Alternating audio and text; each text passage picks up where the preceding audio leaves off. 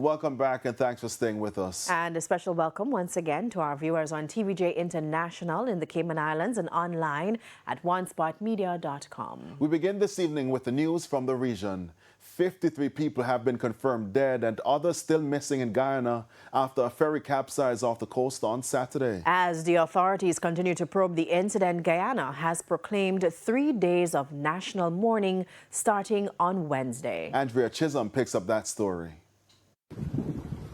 That man just float out. Coast Guard about to collect. Fishermen and the authorities recovering the bodies of victims from the MV Barima tragedy off the coast of Guyana. The ferry overturned Saturday night after leaving Port Georgetown in the afternoon. On Tuesday, as at 1 p.m. Guyana time, the authorities said 77 people were rescued and 41 bodies recovered. Scores of people are still missing. French and local divers were continuing underwater search and recovery operations. 16 vessels were deployed within the wreckage area, and the designated search area was expanded by 400 square miles. This woman survived the incident and spoke with Newsroom Guyana. She was able to save her baby, one of 2 children. But in the hustle of everyone to snatch anything they could to survive, her daughter went down. Me and my children been on the boat, and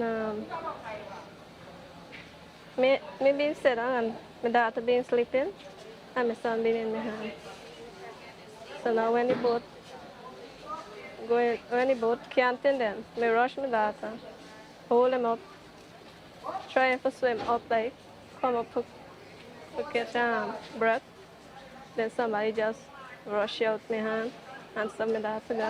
The main cause of the MV Barima tragedy in Guyana has not been disclosed. It's reported that the vessel's captain and first engineer have been arrested after both tested positive for narcotics.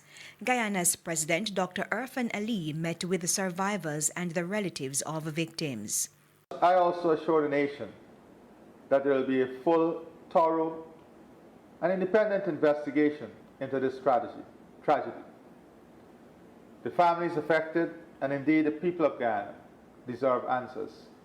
They deserve to know precisely what transpired and whether any failures contributed to this heartbreaking event. We'll pursue the truth with transparency, impartiality, and accountability.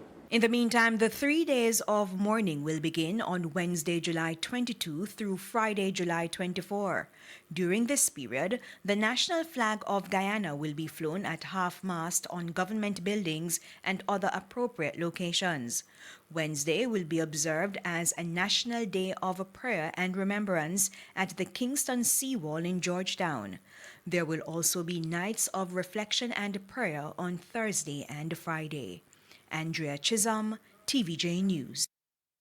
Concerns this evening about how the ongoing drought and rising temperatures have been impacting Jamaica's forest restoration initiatives. The Forestry Department has been racing against time to restore over 50% of the island's forests that were badly damaged by Hurricane Melissa.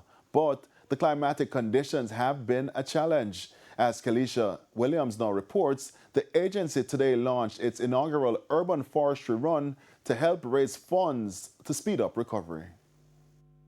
Since the onslaught of Hurricane Melissa, the Forestry Department has replanted over 120,000 trees, mostly in western parishes.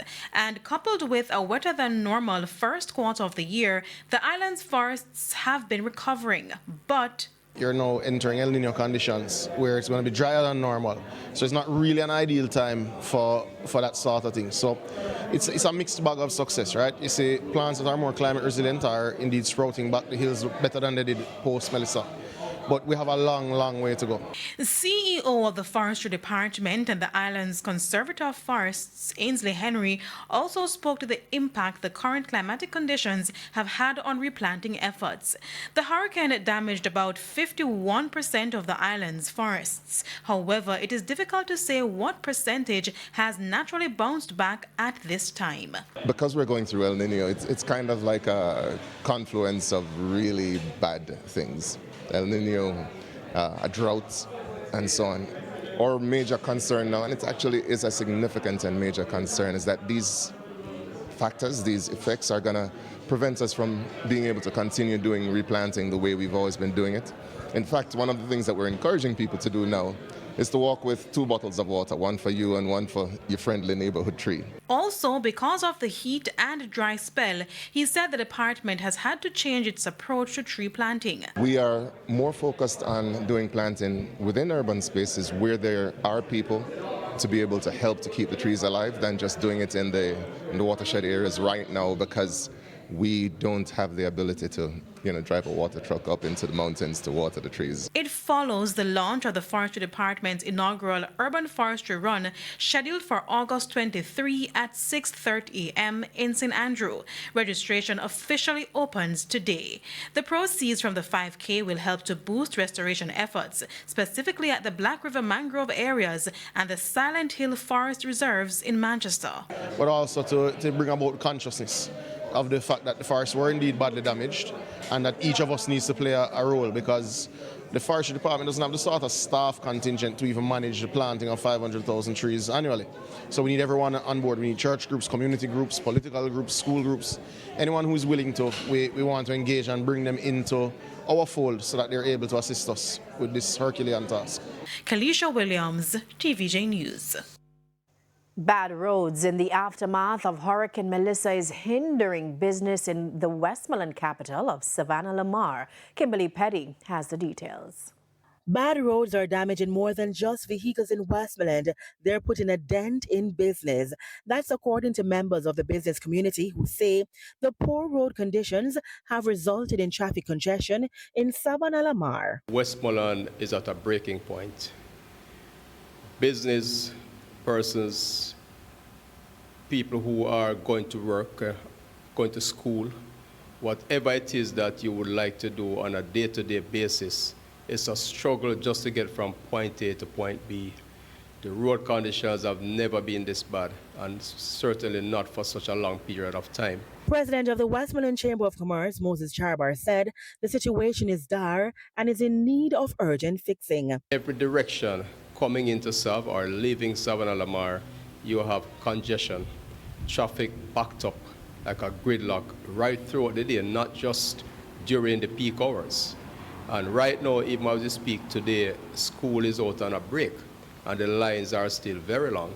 Businessman Cosman Jackson has also been impacted. When you look at the level of business that we are doing here in Savannah Lamar, it has declined significantly. And this, we believe, is from the road conditions. I mean, we have fallouts for small businesses. A number of persons are still not yet off the ground. But even when they come into the town to get supplies, they are unable to move from one point to the next, even in taxis and private vehicles. Mr. Jackson, who is also the vice president of the chamber, said the bad roads have become a deterrent for customers. For his part, Mr. Charbar is worried that if the problem isn't addressed in a timely manner come September, when school resumes, it will be chaotic. And while the police have been helping with traffic management, he believes the resources currently being used could have been utilized elsewhere. The chamber leadership says they've engaged the mayor of Savannah Lamar, Dan Reed-Delancey, but they've been told that funding is lacking. So again, we're calling on the Prime Minister and the government on the whole to really spend some time down there, allocate some funds down there to get these things rectified. We put the issue to Community Relations Officer for the NWA, Janelle Ricketts. The agency will, over the course of the next couple of weeks, be improving several roadways in the parish. These include some of the major entry points into the town of Savannah Lamar. She added that the main road network will be repaired under the Graded Overlay Emergency Road Rehabilitation Program at a cost of $80 million. As for the roadways in the town, she said they are the responsibilities of the municipal corporation. Kimberly Petty, TVJ News. Still to come this evening, fires at disposal sites becoming increasingly dangerous and costly in Jamaica. And in business news, business confidence posts modest increase in second quarter. We'll be right back.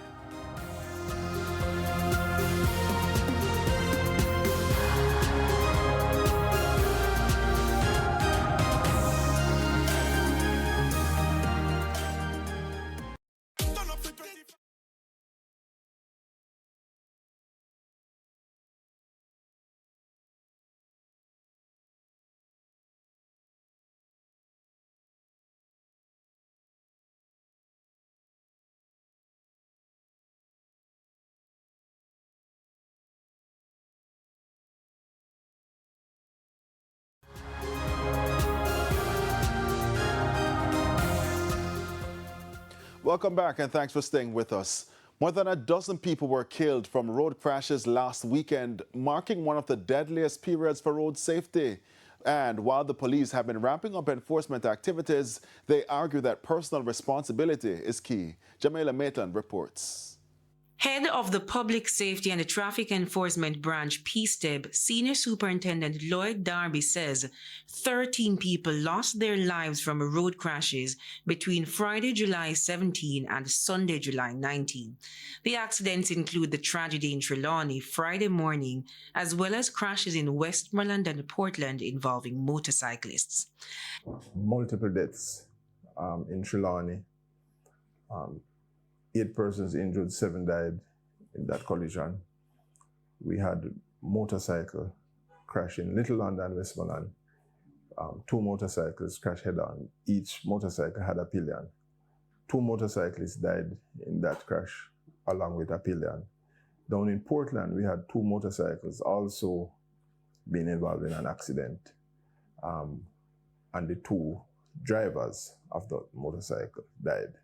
The pillion passenger is still in hospital. SSP Darby says speeding was a major contributing factor.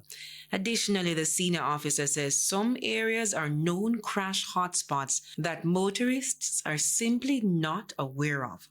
As for the Trelawney crash, so that incident was some miles away from our traditional bat spot in Braco, right?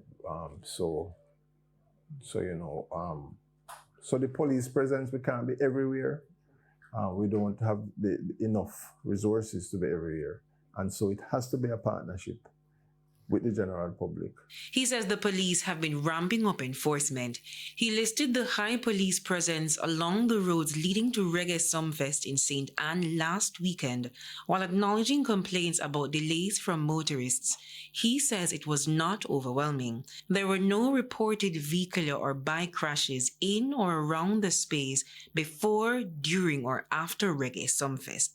So a lot of planning and effort went into the staging of Sumfest. We have seen along that corridor in St. Anne, where events held in the past have created a lot of congestion, a lot of inconvenience, especially to the persons that are not attending. The police are bracing for another major entertainment event in St. Anne in August, the best weekend ever. However, it's the worst for road fatalities. The Emancipendence holiday not only keeps officers busy, but healthcare workers as well. SSP Darby says as the stakeholders continue to plan for the event, he wants motorists to be just as responsible during this time. Jamaica Maitland, TVJ News. From frequent gas price increases to the proposed toll rate hike, trucking companies this evening speaking out on the challenge to meet expenses and increase costs that have to be passed on to customers. Krista Campbell reports. Fuel accounts for about a quarter of Zuki Trucking Services' operational expenses. And according to General Manager Ricardo Valentine, the frequent petrol price increases have been especially hard on business. Since January, we would have seen something in the vicinity of about 41% increase. That is pretty significant. So every trip that we make in relation to that particular element, we're paying that much more money. And more money for the trucking companies means higher costs to customers. In your charge to the clients, you would say, if you're charging $1,000 per argument, say for a trip, you would incorporate fuel at $200 per liter. Then you would also have, as another line item, something we call a surcharge. Say if the fuel moves up to $215, there's a bond, you will increase $5. And if it goes up for another $15, you add another $5 and so forth. But Mr. Valentine notes not all trucking companies add a surcharge. And for his company, it usually goes up or down or is removed altogether, depending on the movement of fuel prices. However, he explained that fuel prices also affect service parts and inevitably the cost of maintenance of the trucks. When fuel moves, practically all the input cost moves. Spares, fuel, lube oil, and everything that you would need to run those vehicles. It eventually may not move immediately, but the next time you go to the shop, even if it was yesterday you would have gone, and then today you go again. Once the fuel price goes up, the suppliers of these parts, they tend to move it immediately. And if the frequent gas price increases are not bad enough, add the annual north-south toll rate hike to the mix. When that goes up, it affects both us and the clients, because even if it's in our rate, when we renegotiate with them, we're going to add the increased element. And of course, if we have it as a line item on our invoice, it certainly they will be impacted immediately. Krista Campbell, TVJ News. Fires at solid waste disposal sites are becoming an increasingly dangerous and costly problem in Jamaica. It's why the National Solid Waste Management Authority is warning that without a major cultural shift in how garbage is handled, the situation could worsen. Sandy Williams has the details. From Riverton to other disposal facilities across the island, fires continue to break out, sending plumes of smoke into nearby communities and raising serious environmental concerns. But according to Executive Director of the National Solid Waste Management Authority, Audley Gordon, the issue is about how Jamaicans dispose of garbage at the source. We have only in just a few years ago, started separating plastic bottles, for example. We need to do more separation of the plastics. We need to go into full separation mode. Now, the old clothes is mixed with the peeling from the food, with the leftover from the kitchen, with the plastic, even the old electronics. Everything is being thrown out together. That mixing of waste, he explains, is a major trigger for fires, especially when hazardous materials like old electronics are dumped alongside organic waste. All those things, even the phones, can cause fire. We have seen where a truck would run over a whole cell phone battery explode and cause fire at the disposal site. We have gotten all those e-waste. Well, not all, but a high percentage of it out of the waste stream now, and it's going into a different direction. Public education campaigns have encouraged the separation of plastics and e-waste, reducing the number of hazardous items entering disposal sites. But despite those gains, Mr. Gordon says the biggest challenge remains what he describes as the elephant in the room, compostable waste. Mr. Gordon says between 67 and 70% of garbage taken to disposal sites is organic and could be composted instead. If we could get people to begin to separate the compostables from the waste, very little would be left to transport to a disposal site, because just imagine you have 100%. You take the plastic out, send it in one direction. The metals are going in one direction. The compostable is about 70% roughly, going in another direction to make your soil nutrients. The benefits, he argues, go beyond reducing fires, pointing to significant economic and environmental gains. Look at the benefit to the country, to the environment, to the taxpayer.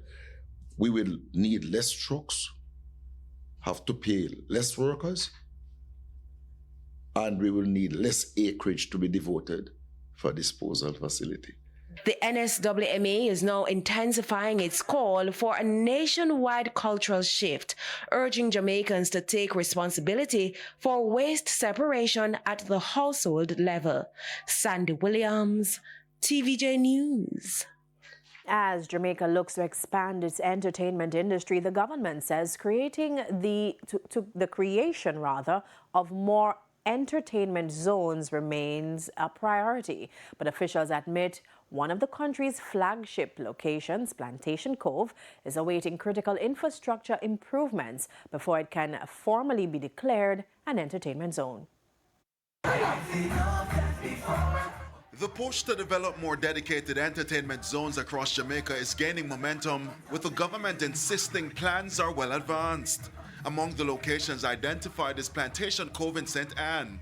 But while the venue has already hosted some of the country's largest events, one critical hurdle remains. This stretch is declared an entertainment zone. We just have going to be formalizing it. However, because of the issue of traffic and traffic congestion, we have not been able to address that in a meaningful way. According to Entertainment Minister Olivia Grange, it's not whether the area is suitable, but whether the surrounding infrastructure can adequately support the volume of patrons expected at major events. We have to put the infrastructure in place, and there are plans by government to build a proper roadway, to build a highway, and to create the kind of infrastructure that will facilitate the traffic flow, and that will certainly make this location and this venue perfect for festivals. And amid that push by the government, the Airports Authority of Jamaica is also looking to capitalize on a growing market at the nearby Ian Fleming International Airport. We're right in Boscobel in St. Mary. I want everybody to know about it. We want everybody to use our airport. It's a unique experience both for Jamaicans and for people wishing to enjoy Jamaica's North Coast. Those concerns were also echoed by lead strategist for Plantation Cove, Vonnie Karamanti Meikle, who says the venue has already demonstrated its ability to host large-scale events. She warns, however, that delaying the upgrades to the road infrastructure could stifle growth. It is for the government to do what it has to do. But what I would hope is that there is some kind of consultation with us who are using the space and know what the hiccups are of, I can't even call it a thoroughfare. Everywhere from Pudding Man come down, something has to be done, and it is needed urgently because we can't grow with that bottleneck. But despite the concerns, Mayor of St. Anne's Bay Michael Belnavis insists the parish is ready for business. So anything that comes to St. Anne right now is bankable. So we encourage you to come to St. Anne. It's part of our industry, it's part of what we do as a people, and we are encouraging that industry right now. The Jamaica Medical Doctors Association, JMDA, is calling for Health Minister Dr. Christopher Tufton to retract what it describes as a misleading statement about last month's protest by medical interns. In a media release, the association says the minister incorrectly claimed that interns at the University Hospital of the West Indies protested over a shortage of bed space for patients. JMDA insists the June 24 protest was instead sparked by concerns over grueling work schedules, with some interns working shifts exceeding 48 consecutive hours and the lack of adequate rest facilities after those shifts. The JMDA said it is disheartening to realize that the minister is unable to identify the inhumane conditions in which the doctors must function, the dissatisfaction among the interns, and what the doctors have to present to the country as healthcare. Jamaica is increasing surveillance of imported produce following a major food safety outbreak in the United States. The Ministry of Agriculture says it's closely monitoring an ongoing multi-state outbreak of cyclosporiasis in the U.S. U.S. health authorities have linked several cases to shredded iceberg lettuce, prompting a product recall and an expanded investigation. As of July 18, the U.S. Centers for Disease Control and Prevention reported more than 1,600 confirmed cases and 94 hospitalizations. Now coming up, flash flooding across the U.S. after severe storms. Please stay with us.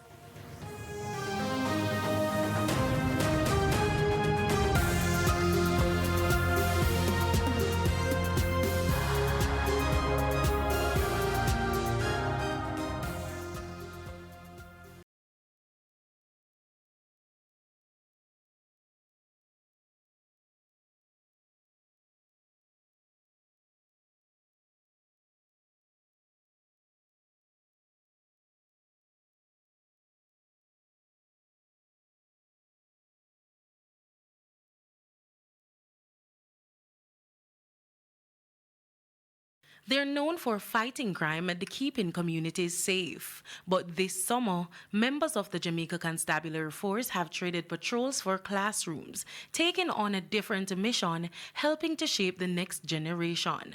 At Calabar Infant and Primary School, the Kingston Central Police Division's annual summer school program is giving children between the ages of 10 and 17 a holiday filled with purpose. It's more than just the lessons and worksheets. This initiative falls squarely within one of our divisional priorities, which aligns with the overall JSAFE strategic priority of improving communication and community engagement. And so the 2026 Youth Summer Camp is one such way of engaging with our communities, and more so the youths. We do believe that engaging them and having them in a summer program like this augurs well for better relationship with the police within our communities. Police say the initiative also helps strengthen relationships between officers and members of the community, with hopes of having a reduction in crime within the division. Throughout the program, students will take part in life skills sessions, leadership activities, conflict resolution training, and recreational exercises designed to encourage teamwork and discipline. Based on our research and our interventions over the past year and more, we realize that this age group are more at risk, and these are the age group on our mentorship programs. We have 3 such programs, and all 3 programs incorporate those age group, 10 to 17. We hope that the future that will be shaped with this age group, if we capture it from early with our various interventions, will help them and mold them into better citizens in society. They say the goal is simple: equip young people with skills and confidence to make positive choices. Now with Kingston Central focused on sustaining these initiatives through interventions, programs like this aim to invest in the next generation. The annual initiative is expected to run over several weeks and will feature educational workshops, motivational sessions, and recreational activities for participating students. Yannick Williams, TVJ News. Time now for responses to our feedback question, and we have been asking, how have water shortages been affecting you and your community? Our first comment comes from Leighton, who says, this has driven me to checking NWC's social media postings daily as to when water may be going or returning daily, religiously. I hear you, Leighton. And Rosemary says, no water to do laundry here in Patrick City. Have to be waiting until nighttime to get the precious commodity. Another comment from Natalie, who says, no water in Monique Center, no water trucks from the NWC despite the promise of trucking water to us. We are suffering in the heat. Paulette says, it's very bad. No water in Gazeland District, St. Elizabeth for several weeks now. This is a serious issue that needs immediate attention from the authorities. And again, we're asking, how have water shortages been affecting you and your community? You can keep those comments coming, facebook.com/television Jamaica, and post on X at TVJ News Center. Now, the business day and news from overseas are after the break, so please stay with us.